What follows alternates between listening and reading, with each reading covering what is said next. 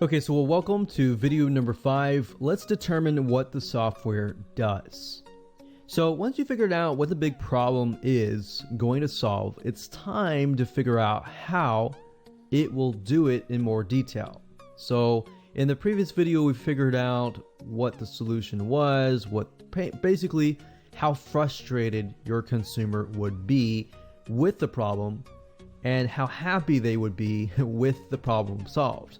So now we need to dig deeper further and create what we call a to-do list. And if you've created grocery lists, to-do lists, then creating software specifications is actually very, very similar. And it's actually a very easy thing to do once you have figured out what kind of problem it'll solve and how it will go about doing that. And that's what we're going to do in this particular video. Now, the way to create software is to create a sequential and logical flow. So it's not going to be just a randomized grocery list. It's going to be a sequential logical flow. So whatever you do in the beginning is going to impact the end. And it'll make more sense in just a second. So in other words, let's say, for example, if a user clicks a button, you're going to write down what happens. If the user takes a specific action, then what happens? If the user does not take that action, then what happens? So you're really going to have to figure out basically all the steps of the process, and then what happens if this happened, then this happened. If this does not happen, then this does not happen. Or if this does not happen, what happens? So it's kind of like the if and else statements. It's a logical, if this happens, then that happens. So it's kind of like a cause and effect, essentially. If I drop this ball, then the ball bounces, right? If I throw the ball at the wall, then the ball either bounces to the left or the right. But in this case, you're going to know exactly where the ball falls if you're going to be able to develop the software correct. So let me actually look deeper. Let's take an example, and I'm going to show you how this is all going to work so it makes sense to you.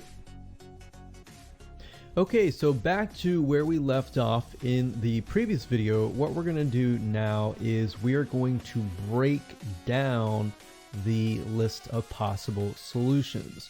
So we already figured out that the problem was creating fresh content on an ongoing basis. Now what we're going to do is we are going to take the list of possible solutions right here, which is finds hot content that is curated from other people's sites and maybe places it on the WordPress post or the page. So let's write that down. So finds hot content that is curated. Let's say break it down here. So basically what we're trying to do here is we're trying to figure out the process. Whether you go out on YouTube and you watch a video and you figure out the step-by-step process, what happens behind the scenes, what it does, what the user does to have to interact with the software for it to do such a thing. And you know, you're not going to get everything perfect, but if you find a good programmer, they're going to be able to fill it between the gaps. You're going to be able to figure out what they need to do. What we're trying to do is we're trying to do as much legwork as possible to make it easy for the programmer. All right, so first we need to have a tool and a WordPress plugin where maybe somebody enters a topic or a keyword. So let's say user enters something like I'll put brackets around it, topics, keywords, something. And then the plugin needs to do something next. So obviously, you know, if you go to Google, for example, and let me break it down. If we go to Google, the user obviously goes to Google.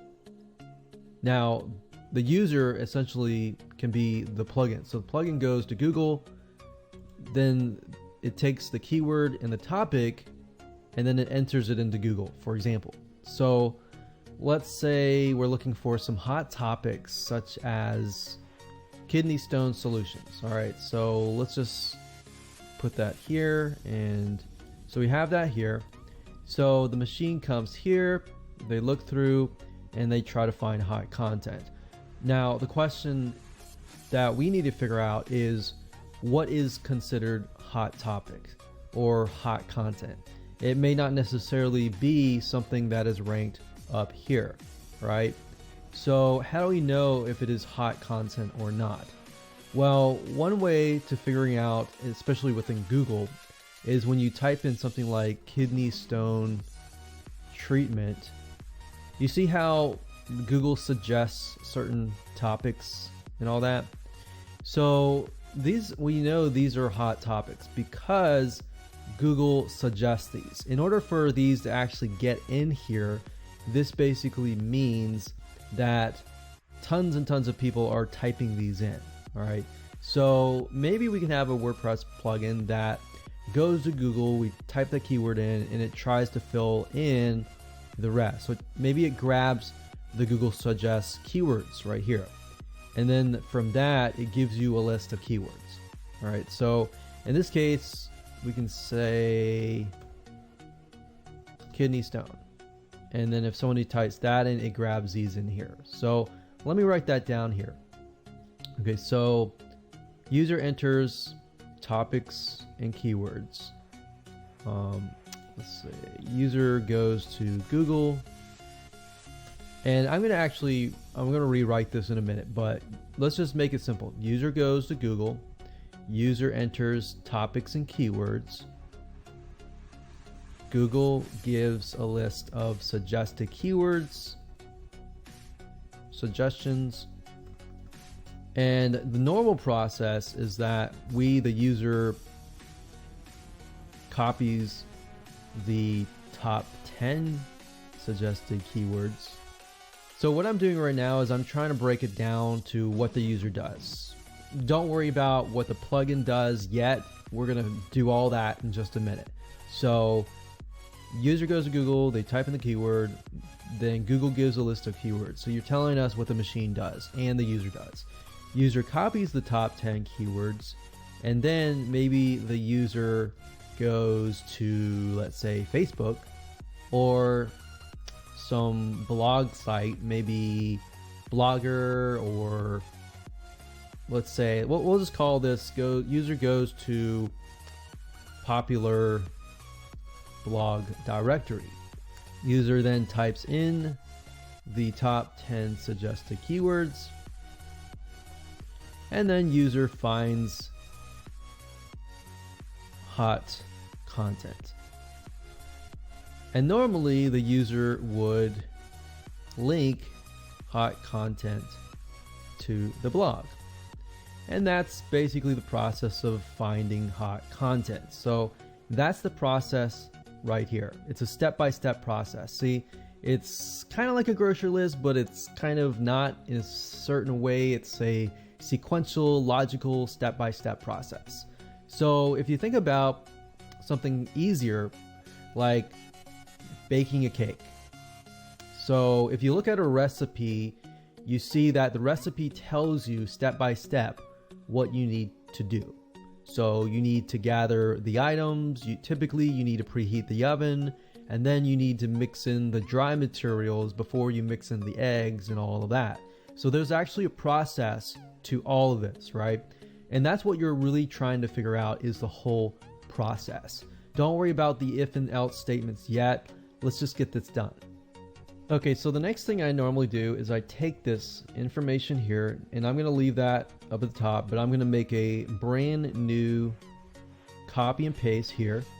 So you see everything from here to here, and we'll call this WordPress plugin versus the user. So now what we're trying to do is we're trying to write what the process is, and then we're trying to translate that into how the WordPress plugin acts and how the user acts. Okay, so starting from the beginning again. User goes to Google.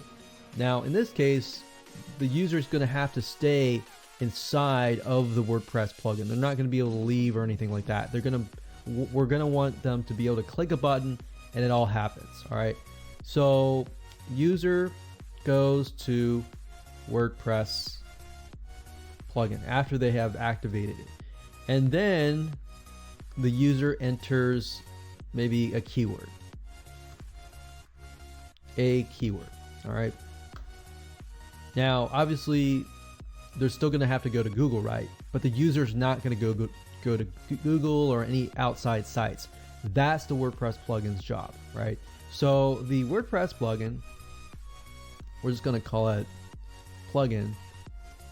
Plugin goes to Google and then enters that keyword that the user just typed in. Now, Google gives a list of those suggested keywords, and then the plugin copies those top 10 suggested keywords. Then the plugin goes to the popular blog directory, whatever that we specify later. You could even tell the programmer, hey, I want these lists of, links or directories. And then the user types in the top 10 suggested keywords. Now, in this case, the plugin is doing everything.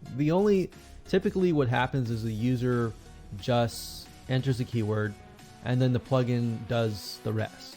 So the plugin types in the top 10 suggested keywords. Plugin shows shows a list of the hot content. User sees the list and chooses. Then the plugin copies a link of the hot content to the WordPress blog. So this takes somewhat of a practice, but that's why I'm showing you the step-by-step process. So first things first, you go through here, you list it out, then you reorganize it. And then if you notice, what I'm trying to do is I'm just showing what the user sees.